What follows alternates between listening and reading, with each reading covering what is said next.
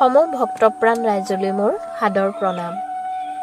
গোলাঘাট জিলাৰ ঐতিহাসিক অকামলুৱা গাঁৱৰ বৰগুৰিৰ ঐতিহাসিক যি সমন্বয় ক্ষেত্ৰ, আজি 2022 বৰ্ষৰ 6 নৱেম্বৰ তাৰিখে এই স্থানলৈ অসমৰ ইমূৰৰ পৰা সিমূৰলৈ ভকতসকলৰ সোঁত ববলৈ আৰম্ভ কৰিছে।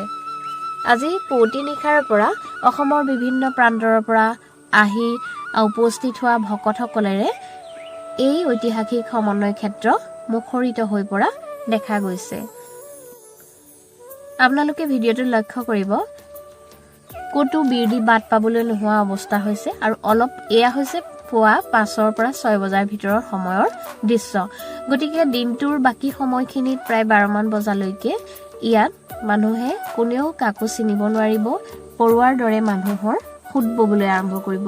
গতিকে অসমৰ বিভিন্ন প্ৰান্তৰ পৰা অহা ভকতসকলৰ যি উদ্দেশ্য, তেওঁলোকে উদ্দেশ্যৰ মনোবাঞ্ছা সিদ্ধিৰ কাৰণে প্ৰাৰ্থনা কৰে, চাকি বন্তি জ্বলায় আৰু যেতিয়া বাঞ্ছা সিদ্ধি হয় তেতিয়া পাতিহাঁহ আৰু কোমোৰাৰ সৈতে তেওঁলোকে ইয়াত নৈবেদ্য আগবঢ়ায়।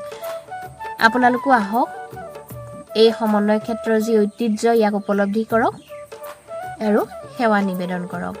গতিকে আপোনালোকক সকলোলৈকে পুনৰ সাদৰ প্ৰণাম জনাইছোঁ, ভক্তিভৰা সেৱা জনাইছোঁ।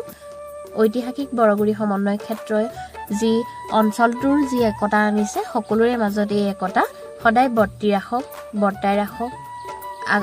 এনেদৰে আমি এক সমন্বয়ৰ বাৰ্তা প্ৰেৰণ কৰোঁ। সমগ্ৰ অসমবাসীৰ আগত এই অকামলুৱা সমন্বয় ক্ষেত্ৰৰ বাৰ্তা আমি বিয়পাই দিওঁ।